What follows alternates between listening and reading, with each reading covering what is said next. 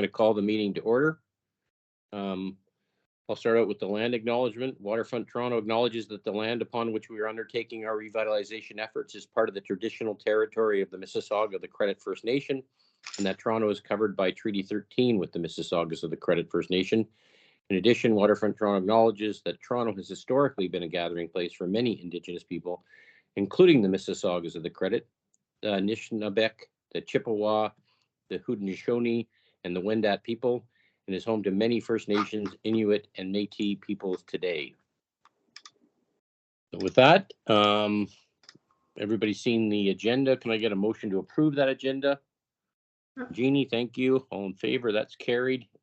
Anyone have any declarations of conflict of interest to make for this meeting? None. Okay, nobody.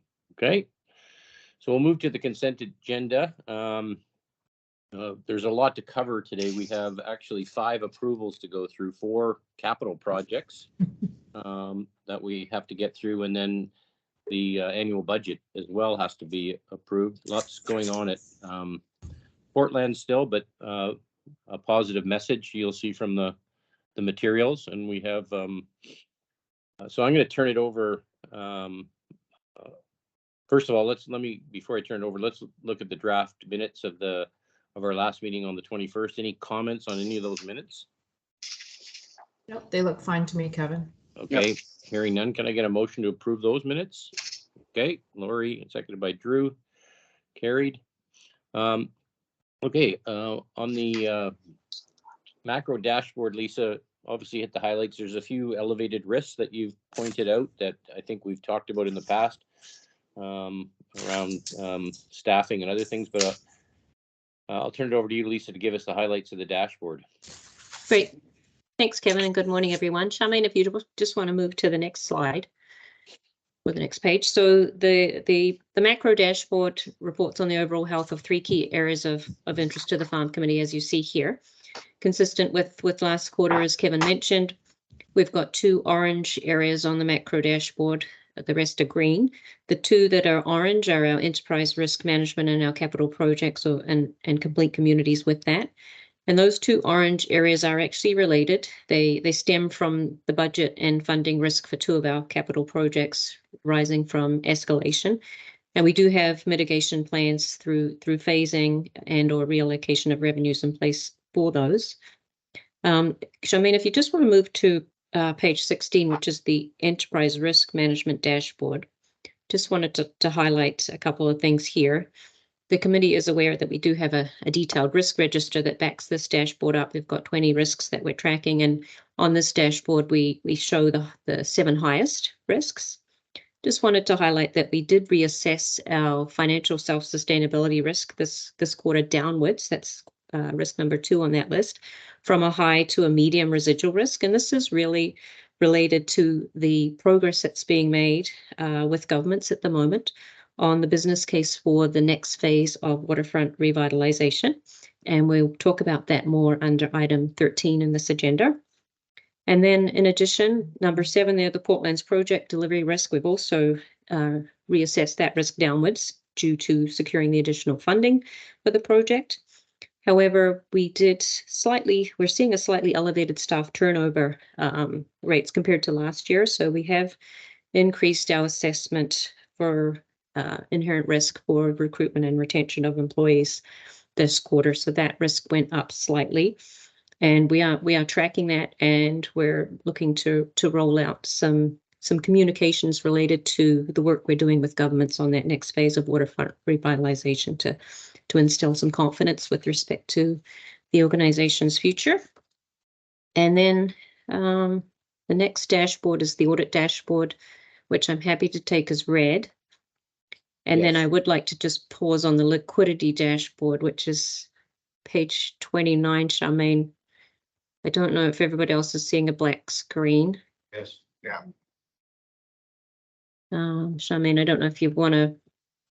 One moment, I have to stop and reshare. Yeah, no worries. So from a liquidity perspective, I just wanted to highlight that we remain in a very strong cash position for at least the next 12 months. And we do continue to forecast, thanks Charmaine, So you'll see the lines that are above zero there, quite a bit above. We remain in a strong cash position for at least the next 12 months. We do continue to forecast that we will need to draw down on our line of credit starting in early 2025. And that's largely to support the Quayside municipal infrastructure and public realm works, where we have a timing difference between when we need to expend the money on the construction and when we realize the revenues, both from the city and our own development partner. And as well, the Bayside Phase 2 infrastructure works, which are subject to a capital approval today, as well as another reason for the need to draw down. And I would also just highlight that this cash flow, it's a forecast, and it's subject to current and future farm and board capital approvals, as well as construction schedules. You'll see the line dips close to that red dotted line at the bottom in 26-27 Q3 26-27, which is actually showing that we're getting close to that $90 million line of credit limit. And while it's showing that on the graph, that is not our plan to get that close to our line of credit. So we're working to reduce that as the relevant project construction and cash flow schedules are confirmed. And that's all I really wanted to highlight on this slide and those dashboards. I don't know if there are any questions here. I'll just pause for a moment. Lisa, I'll have some questions, but we'll do it in the in-camera session. Okay. Sounds good, Jeannie. The other piece in the corporate reporting is our interim financial statements, and Sampata, my colleague, is here if she's in the boardroom in the office. We don't propose that she would go through the financial statements, but there were a couple of items that we thought the committee should just be aware of. So if it's okay, Kevin, just to allow Sampata. Over to you, Sampata. Thank you, Lisa. Thank you, Kevin.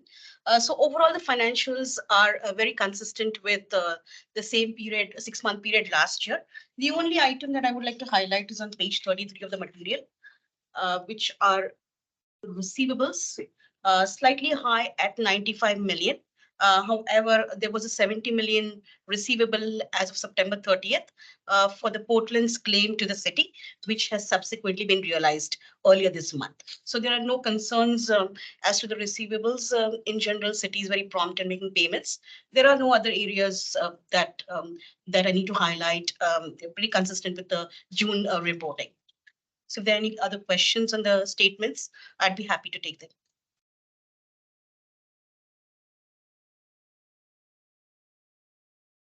Hearing none. Thank you, Sampata. Lisa. Let's go over to the capital projects now. I think we're going to get a summary of the dashboard from Dave. David's not around, so Julius. Julius is here. Yep. Good morning. Morning, Julius. So at a high level, we secured additional funding to complete the project, getting an additional $169 million with some funding added to the original PLFP program. And then under a separate federal program, ICIP, we received a further $81.1 million, increasing our overall budget to 1,354. We're just wrapping up some paperwork on the ICIP portion. So I'm going to go through and provide an update on the project overall to follow. Next. Again, stop me if there's any questions along the way. Charmaine, next. Thank you. The overall project dashboard I'm going to take as read unless there's questions. Again, we've just realigned the numbers based on the reallocation of the funds I just went over. So we're tracking well against that updated plan. Next. Again, stop me if there's any questions. One thing I should note, though, we have changed the reporting structure and will continue with this format moving forward. So this is because of the incremental funding that's been provided. So we report on PLFP as we always have with the adjusted numbers. We report on the parks separately on the 81 million. And then we report on the Broadview Eastern rather the Lakeshore Road East project, and then consolidate all three of those into one summary report. So moving forward, we'll be providing those 4 reports regularly. Let's carry on. Next, Jeremy. And we have some images. I'm going to go through those in a little more detail as we go through some better shots. Next. Chairman. Yeah, she turned. Do you want another one? Yeah, next. Thanks. So this is the Portland's overall summary. Again, we are tracking to the revised plan. Few highlights. Again, I've touched on the budget numbers from a schedule standpoint.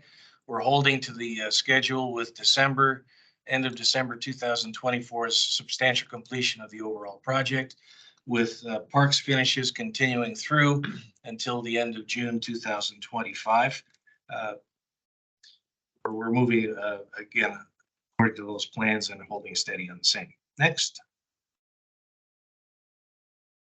So this is an overall view based on that approach that I outlined on the different types of dashboards you're going to see. So here's the first, reporting on the broader program. You can see that status is all green now with the increased funding provided. Next. So you can see we're moving well into the program now with a lot of work approaching completion over the next 12 months. We'll be wrapping up with all the work with the exception of the park finishes. Next.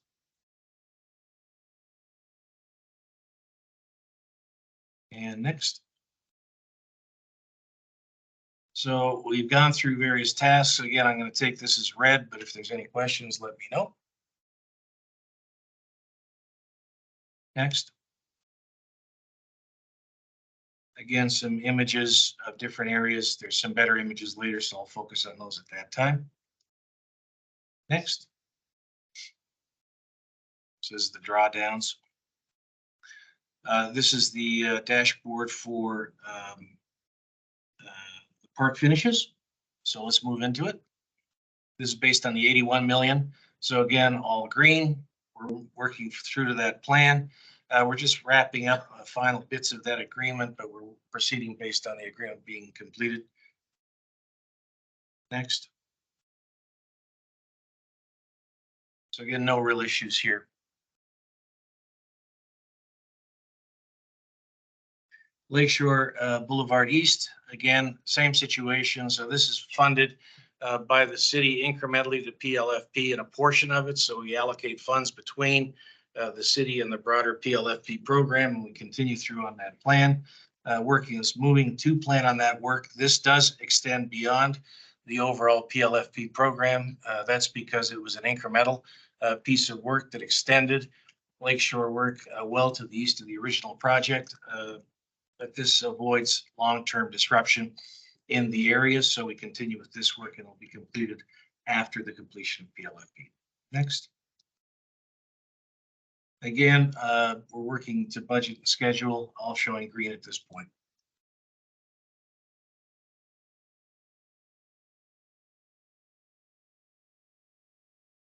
Any questions on those dashboards? Okay, thank you.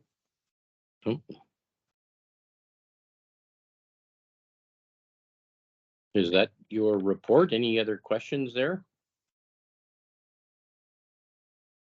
No, congratulations. Things seem to be moving as planned at this stage, which is good to see. Let's see if we can get BTY to confirm that. We have the report of the independent capital monitor. Who's on? Sorry for BTY. I didn't see. Is that Luis? Yes, hi, I'm here. Hi. Thank you. Welcome. Thank you very much. Do you want my report right now, or do you want to go? Yeah, let's do it. Let's do it sure. now. Absolutely. So for the current quarter, we got, as always, the documentation from David's team. This particular period, we got a better understanding on how the budget was distributed after the additional funds were given. So it gave us a better idea of how the project is going. So far, our understanding and based on the information we got, things are going and moving as planned. There are no big surprises. Commitments are just going the same way as they are. We have a contingency that is not huge, but is healthy for what we need, which is great. And it has been managed in a really, really responsible way. So that's from our side, the view. In terms of schedule, we do not have much to pretty much comment. Things are going as planned. Couple of risks that have been identified based on seasonal works, basically, and how they will affect eventually if something goes outside the planned work. But overall, our position right now is we still feel everything is going as planned. We're confident in the process and really confident in what the David's team is doing right now.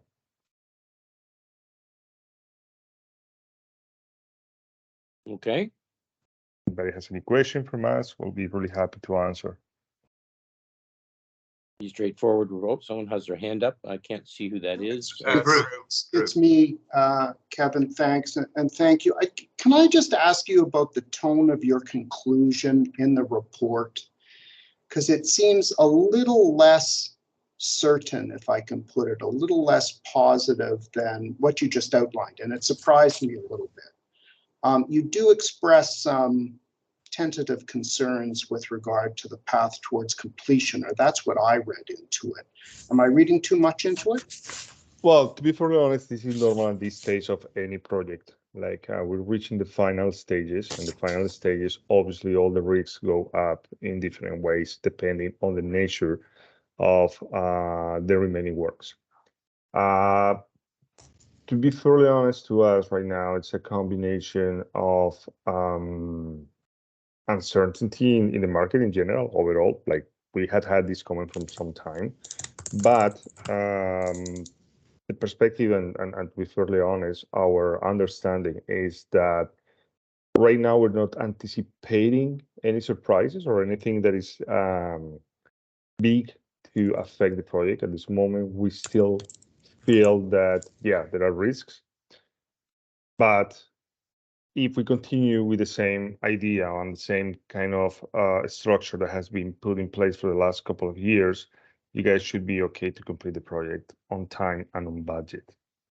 The conclusion that we have right now is basically we need to monitor all the costs, because if there is a big change, obviously, and this is not because it's due, it's just every single project in construction at this stage, if we do not we are not monitoring to the end, things can get out of control. Right now, the monitoring is being done properly.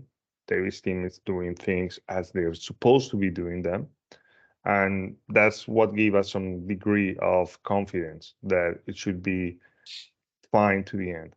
However, as I said, close monitoring needs to be done at all time. Louis, if I can jump in, Kevin, Louis, the fact that I think we are 100% procured now, right? Very near. There's some Very close. artwork Yeah. that's left to be procured, but in percentage terms, Yeah. it's really minor. So that should reduce the risk as we go forward as well. So can I just follow up? And that's why, the conclusion didn't seem to me to have the same tone as the piece or the presentation. So when I see something like a significant number of activities have become critical, and this is concerning, I wasn't clear what those were, or whether I'm making a mountain out of a molehill, because it was the conclusion. No. To be fairly honest, you have a valid point, but the reason why we have that comment there is because if you see the schedule, and we're actually talking about, we are pretty much a year in time from now to completion. There are many activities that became critical just because you don't have more time to move. You don't have float to move those activities. So those activities actually need to happen in the sequence and the moment that have been planned right now to be able to achieve substantial completion or final completion in the time frames that have been put in place before. That's the objective of the covenant. That the idea of the covenant is to give an idea that, yeah, you have a schedule, you have a plan, you have a budget. If everything moves as planned with this time frame, you should not have major issues. However, if you don't pay attention to those critical activities, if you actually let them sleep a little bit, you may be in dangers. And that's actually the challenge that the construction team has right now, just to keep that on track as planned. So the last time I went on site, actually had a chance to talk to Don about how things were going. He's confident that these guys are actually, at least Don is actually controlling and monitor and coordinating with all the subtrades on the right moment. So right now, it seems like it should be okay. However, if there is any change on those sequences, it may be affected. Right now, we don't see them. The rates that have been provided to us seems way better than how it was before. There are still risk aspects, and we are not magicians to know everything. But right now, we can tell from what we have been told, from what we have seen in the documentation, yeah, there are risks. We need to monitor them, but nothing outside the logic or nothing outside this current stage of the project. Super helpful. Thank you. No problem. I think there's another question there. Yeah, Jeannie has her hand up. Hi, Louis. Go ahead, Thanks Jeannie. for Jeannie. yet another great update. I didn't have as many concerns around that comment, Drew, and the schedule. My quick question is around the contingency. You make a note here that it is a quote moderate amount that needs to be closely monitored, but then I also note that we're over 99% procured. So what's your assessment of the contingency? Are you concerned about that at all, or you do feel we should be okay? Well, I said at the beginning, like, you guys have a moderate amount. Like, I mean, I wish you had $300 million in contingency to But is complete it every making single thing you you want. worried? Are you losing sleep at night because of that? Or are you No, right now, you see, actually, I'm just trying to figure out the figure. We have 2.5% of the overall budget Yeah. still in place, which is really healthy. Normally, you Okay. go for these type of projects at this stage where you guys are, that pretty much 1 year completion, 97% completion of procurement. It's okay. I don't want to say it's great because, like, it's never going to be great, but it's pretty good. I think moderate in a fact that I don't want to give false hopes that you have plenty of money, but it's not that bad. Okay, great. Thank you. No problem.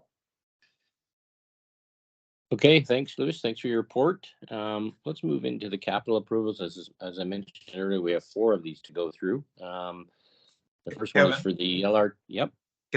There were a couple other consent agenda items. I don't know whether you wanted to touch on those. In terms of The procurement report and the regulatory and operational compliance report were both Yep. in the book. I was going to take them as read unless Okay, anybody had thank a you. question on those. Thank you. Okay. Move into the capital approvals, then I think I have Pia for the LRT design. Is that who's leading this discussion? Ina's here, yes. Yep. Okay. Go Good ahead, morning, Pia. everyone. Charmaine, if we could go to slide 146. I'm going to take the presentation as read.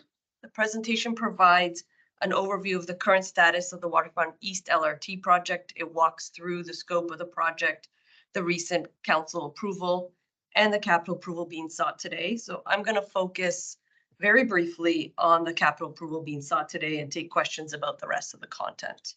If we can go to slide 149, Charmaine.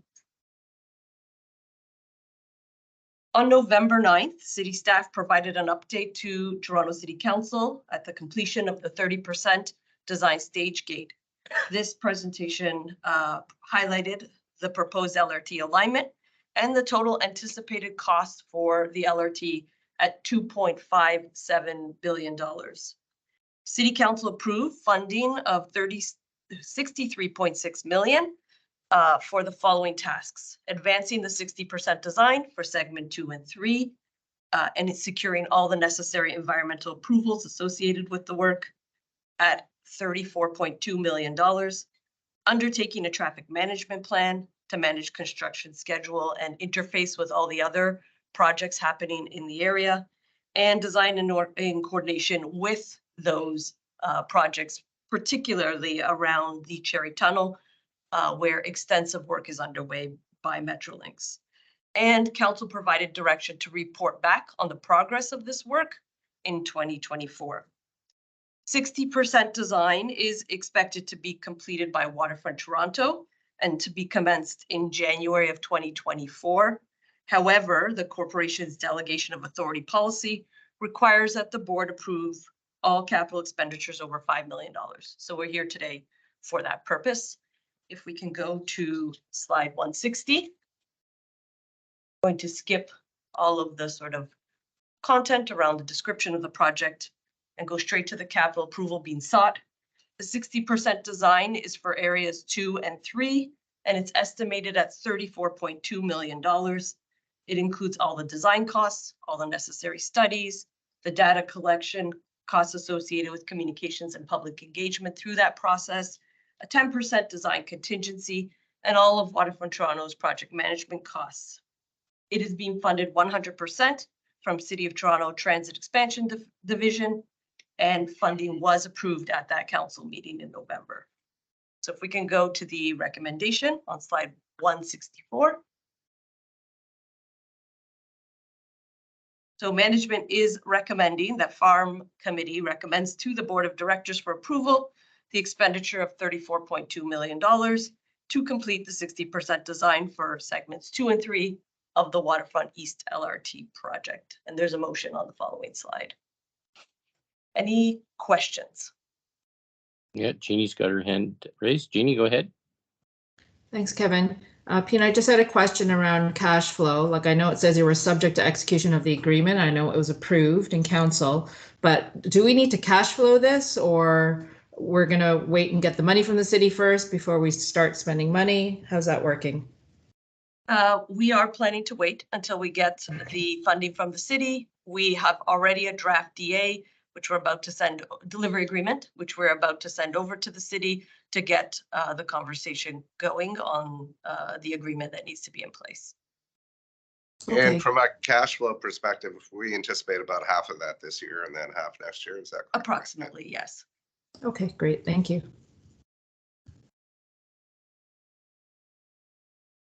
Any other questions? Okay, fairly straightforward since the city's funding this, but can I have someone make that motion to approve the design? Jeannie, thank you. All in favor? Drew and Lori, thank you. That's carried.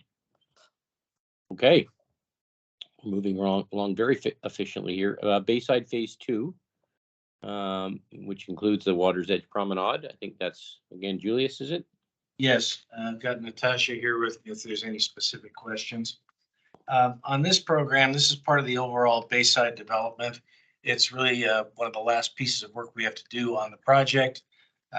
We have commitments related to the original development agreement with Hines and Tridel to do certain works, which include the completion of the Water's Edge Promenade.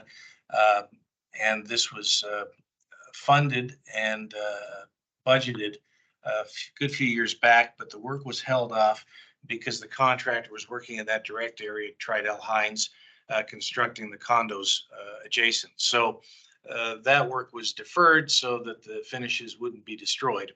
Unfortunately, the market has gone through some significant pricing adjustments with particular focus on the types of material, the granite and other items that were planned for the area impacted significantly by escalation. So we've had to go back, reevaluate the design, simplify it somewhat with the design team, but we do need additional funding to complete this piece of work. So we are looking for an additional $11.6 million to complete this work, with it being funded through the corporation's 5-year plan and from land value income. I'll take the deck overall as red, but I could show you precisely where it is. Charmaine, if we can go ahead a few slides, just showing the plan.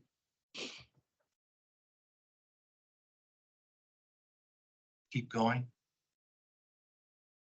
Next. Next.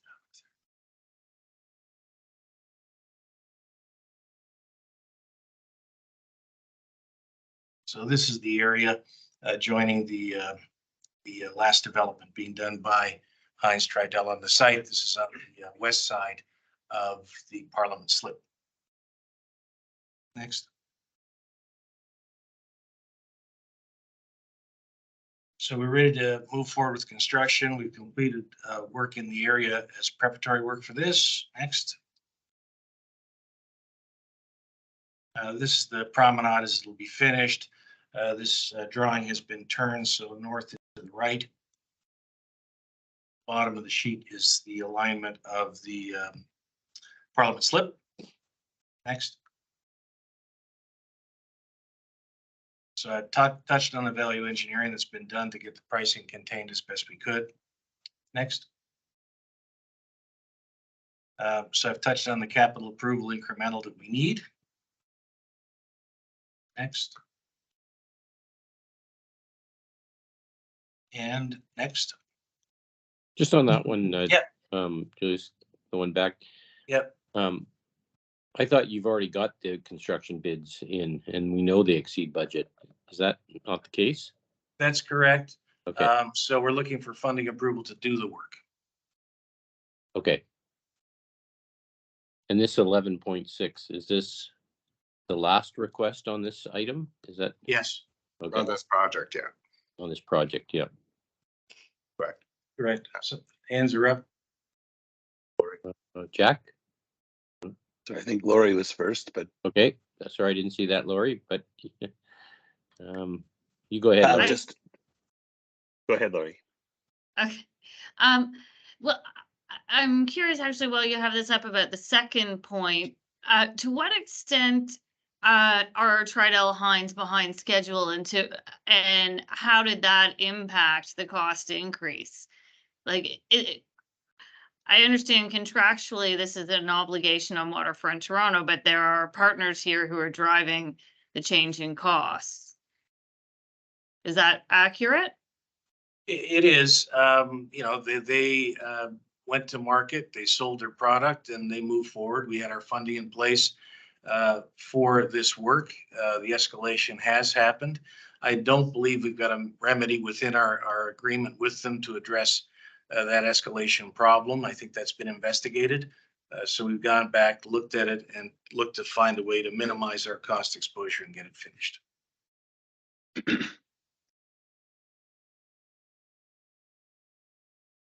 Okay, I mean, Jack, I'll let you go ahead. I might have a follow-up, but I want to think about it first. Sure. Okay. Yeah, my question just is the 11 million odd dollars. That's coming off of the 159 we were going to have excess proceeds from Quayside that we were going to give to the city. Like, where's this? What's the source of this $11 million? Yes, there's some money that's set aside in our 5-year plan, and then there's some land revenue money that would be applied. So correct. The land revenue money you mean by Quayside land revenue? Yes. Yeah. Yeah, so Jack, some of it's Quayside and some of it's actually from Bayside. Okay. Because we had an original allocation that was about 7 million. And then the difference between that up to 11 is being topped up from Quayside. Thank you. Jeannie? Yeah, actually, I had a similar question to what you asked, Lori, about the delays and if there's any obligation on, on the Hines and Tridel to contribute to this cost overage. But I know you have a follow-up, so I'll leave that with you. Contingency looks good, Julius. I noted in one of your slides in your little kind of footnotes, you said that Waterfront Toronto may require borrowing earlier. Does that imply that depending on the timing of the government money, we may need to cash flow this just to keep the work going? Potential. Jeannie, we definitely need to cash flow this. Okay, and has that been taken into account and Yes. reflected in your slide on page 29, the liquidity Yep, cash flow? it Okay, has. Yes. So you already accounted for this. Okay. And one other quick comment, Julius. I mean, I understand you guys did value engineering, but I always find it disappointing when the stuff that's value engineered is the stuff that the public will see, reducing the quantity of benches, reducing the soil cells, which we know have worked so well along the promenade's edge outside of George Brown College. But I guess it is what it is, but I always just find that disappointing how the public, visible public stuff always seems to be the stuff that gets, cut. I'll leave it at that. Thanks. I would comment on that, Jeannie. It's still, I think, a strong design if you look at the plan. Pina, if you have anything to add to that. Yeah, I would add actually one point, Jeannie, which is that we actually think the planting details we're proposing here are even better because we are doing open planted areas. That'll provide more access to rain, which actually we've seen as an issue in the way that we have built what's on the south side. So we're learning some lessons from the East Bayfront Water's Edge Promenade and trying to get those openings bigger. So I actually think it's a win-win. We're saving some money and we're improving the detail. Okay, great. Thank you. Lori, did you re-raise your hand? Yeah. Okay, back to you. I mean, it still bothers me a little bit in terms of the sequencing, and I wonder if there are ways that are being thought about for, these kinds of coordination issues will continue to occur, and maybe there are mechanisms that need to be in place in future contracts when these come up to have some protection when the developer has some responsibility as well. Yeah, Lori, on that issue, we've talked about that, and I would support that too. I think we've learned from this, and we'd be incorporating provisions to prevent this from happening in the future as best we can. Yep, I totally agree. Kevin Green, I think, had his hand up. Kevin? Yeah, I just wanted to add to that one, Lori. Yes, we have, and so this is part of the Bayside agreement. But for the Quayside agreement, we have evolved the way that we deal with this. So when it comes to infrastructure and public realm, we are in control. So in other words, we design, build, and fund, and it's up to our schedule. And if there's anything where the developer, let's say, delays and is unable to have their buildings built in time, we can still go ahead and put in our infrastructure and put in our public realm, and then it'll be up to the developer to make sure they protect it. So they're incented to move with us or to work with us. So we have evolved. I just wanted to let you know this is a former agreement, and the Quayside agreement has evolved from this.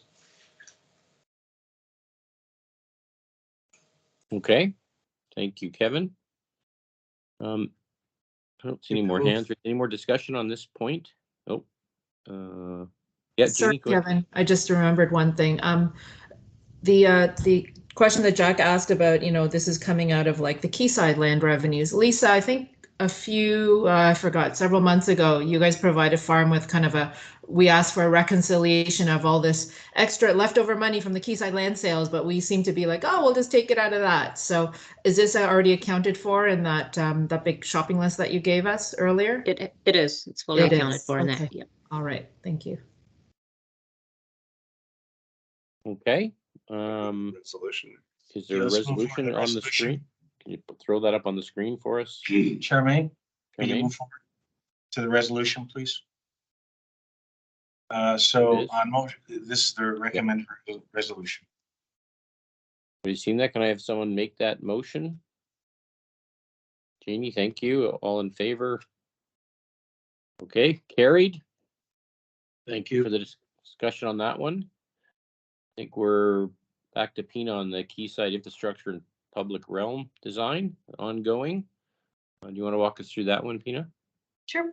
Again, I'm going to take the presentation as read, and given that we actually very recently updated on the Quayside public realm and infrastructure at the last farm meeting, I'll move pretty quickly through this. If we can go to slide 195. To summarize, management is seeking approval from the board of directors for the expenditure of $20.9 million to complete the 100% design for the Quayside infrastructure public realm project.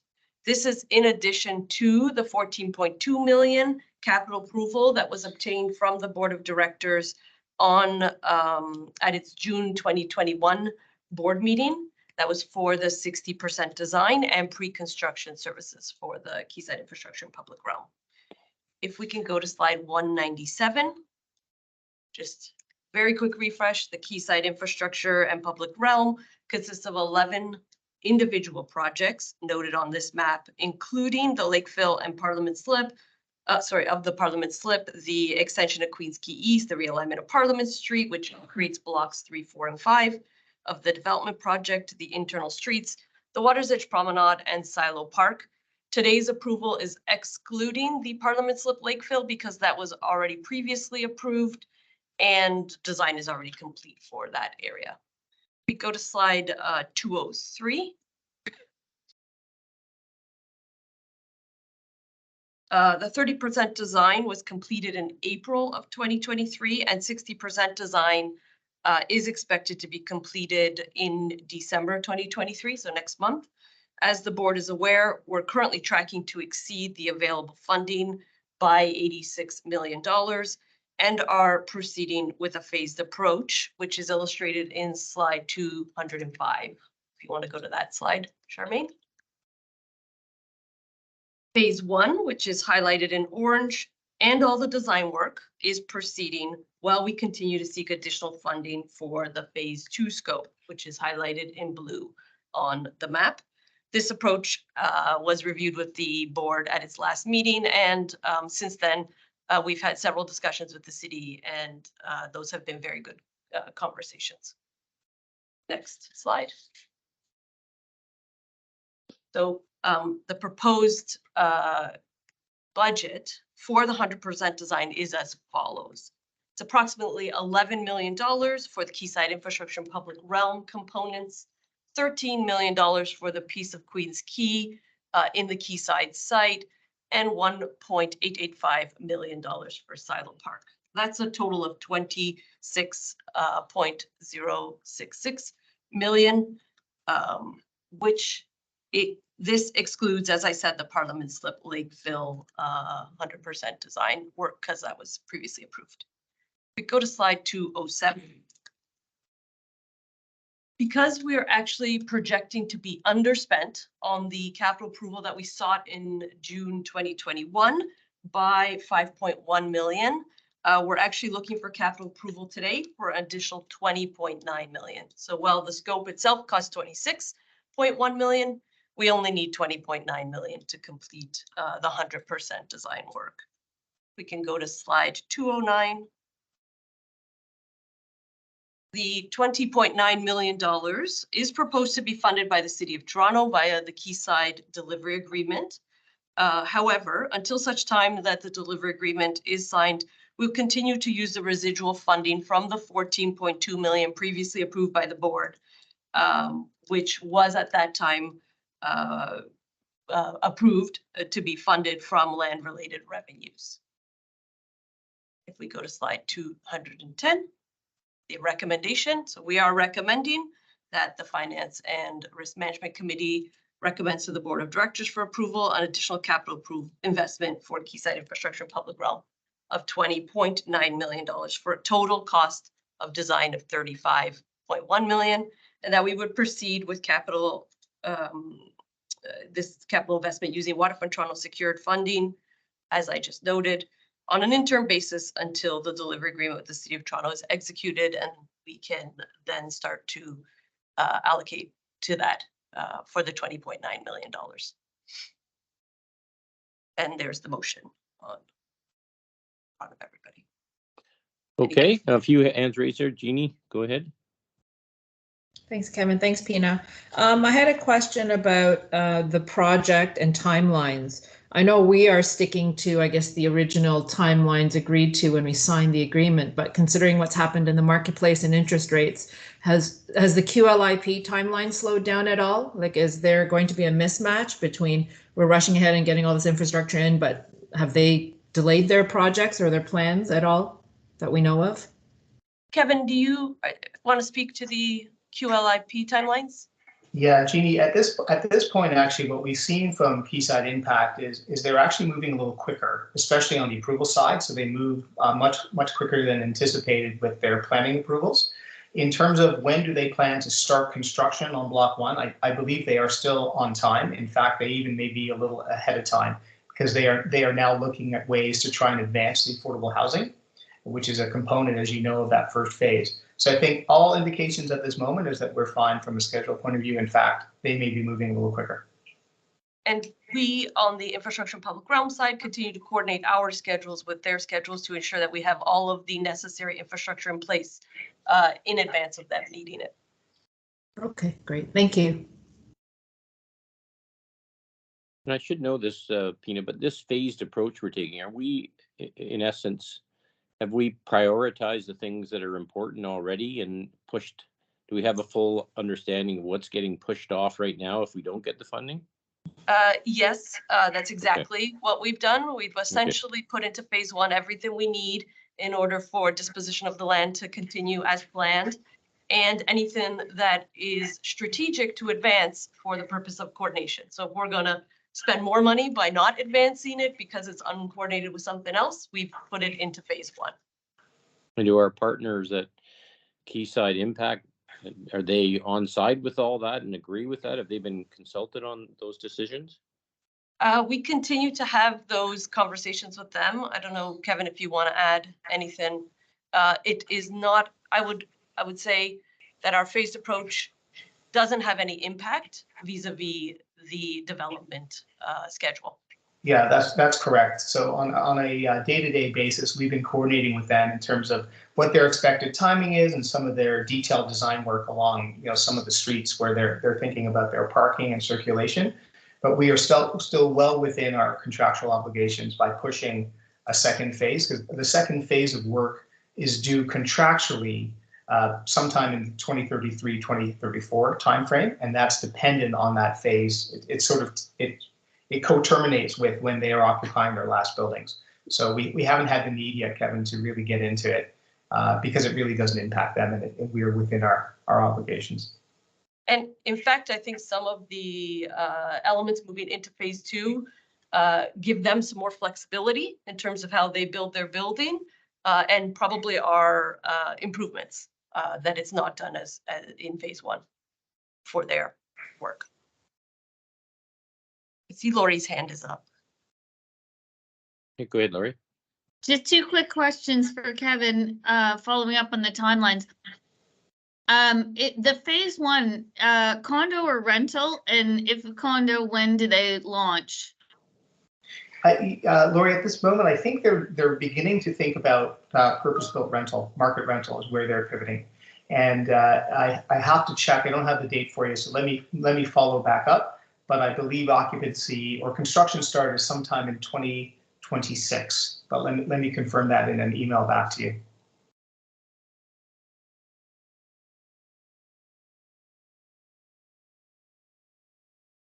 Any other questions?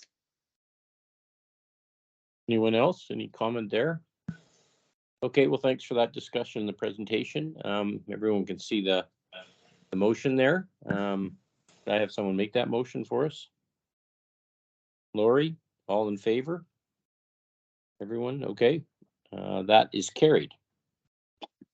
Thank you. Kevin, let's move. Sorry, I have to, excuse me, I have to leave, but thank you for having me this morning. Good to see this committee in action, and see you all soon at the board meeting. You're always welcome, Jack. Thanks so much. Bye, Jack. Okay, bye, Jack. Bye-bye. Okay, let's move to the Broadview Eastern Flood Protection Design. I've got Julius on that one again, so over to you. Thank you. So a quick overview. We are working on the Broadview Eastern Flood Protection Project. This is, again, I'm going to take this assuming that, or taking it as read, where we provided graphics showing what this program will do. Short version of it, though, is that this is required to achieve flood protection in the area in consideration of the new modifications to the rail embankment that were part of flood protection originally. This is being modified by the province to accommodate the train and subway station will be located in East Harbor, punching a large opening in the existing rail embankment. So we have moved forward with design work on the project and had funding for that work. What we're asking for today then is for some additional funding from monies we've set aside for this program to carry forward with design and to secure funding for the demolition of the Eastern Avenue Bridge, which will become part of the program. We have funding in hand for $815,000, but we need to reallocate it, so that's part of this ask. And then subject to the city providing the funding for the Broadview Eastern, or rather the old Eastern Avenue Bridge demolition, we would then proceed with that demolition, but we'll complete design work getting ready for that as part of this this request. Can we move forward, please? Next. I think this is more or less repetition on what I've covered. Next. This shows the area of the work to be done. The Lakeshore subdivision line at the side is where the opening is going to take place. Next. This is the site area. So you can see along the bottom of the drawing where that red line is in a curve. That's being opened up, which would result in the flooding coming through in that area. This will solve that problem. Next. Landform similar to what was built for flood protection in the PLFP program is to be constructed around the existing BMW dealership, and a modification to ramps joining this site also need to take place. So that's a high level view of the plan. Next. So we've gone through risks. The biggest risk here that I do want to touch on is related to the landowner and the tenant. But this is for the province to deal with through Metrolinx and the province directly. There is an operating lease in place with BMW, and the landlord, would like to maintain that business. They see this as materially disruptive to that business. So Metrolinx and the province are working through that directly. There has been some back and forth relative to what the landform or what the flood protection would be. That now seems to have been resolved with the province in that there is a requirement to maintain the type of structures that we used at PLFP and not a wall that the developer would have preferred or the landowner would have preferred. So we're moving in that direction. This may ultimately lead to an expropriation, but that's speculation on my part. Next. So we'd like to complete 60% design, and we'd like to move forward to getting to ready for construction so we can finalize and update our pricing. Next. So we move to issue for tender and then get ready to award the contract for Eastern Avenue demolition that I touched on. Let's go forward to the. But that contract is conditional on getting conditional on funding. Right. Correct. So the supplementary capital approval request is as follows. Next. Again, I should know this, Julius, but is that bridge demolition, that's not a traffic bridge right now? No, No. it's an abandoned bridge that only holds utilities. Right. Yeah, I knew that. I should note that we try to be creative. So Kevin Green asked if we might be able to reuse that bridge elsewhere, but the spans don't work. And structurally, there's some challenges with it because of its age. So we can't. So it need to be demolished. Julius, I think Drew has a question. Yes. Drew. You're on mute. Drew. Sorry, I was on mute. It's okay. Keep going and I'll come in at the end. Thanks. Okay. This is great. All right. Okay. Let's go on. So we're looking for the additional supplementary capital approval listed here. Funding sources, the City of Toronto at 8715. Next. Next. And the recommendation is as outlined here. Any questions? Questions, comments on this one? Yeah, thanks. And this is really interesting. I know this area, including that bridge. There's a lot of graffiti there. It goes back. It's like traveling back in time or something as you walk by, is my memory. The technology with regard to the protection interests me. Is involved in the Pan Am lands, the berm there. I presume things have moved on because it's almost, well, it is 15 years later. So what's that going to look like? You mentioned that it's not a wall. What does that mean? And I have no sense of that. Don, why don't you describe it precisely? Sure. Thanks, Drew. Charmaine, could you go back a couple of slides to the plan view of the landform that we had, please? Keep going. Keep going.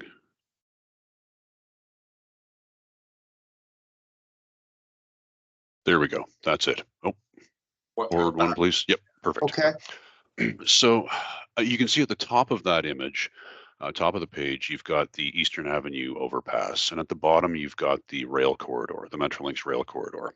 And then there's the ramp that goes from Eastern Avenue onto the DVP, and the road in the middle, going on a bit of an angle east-west, is Sunlight Park Road.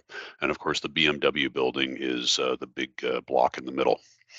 So what the flood protection landform is, Drew, here is just a very similar low earthen berm, similar to what we built on the West Don lands in advance of the Pan Am Games, and also similar to what we're building underneath the Don roadway from Lakeshore to Commissioners as part of the Portland's flood protection project.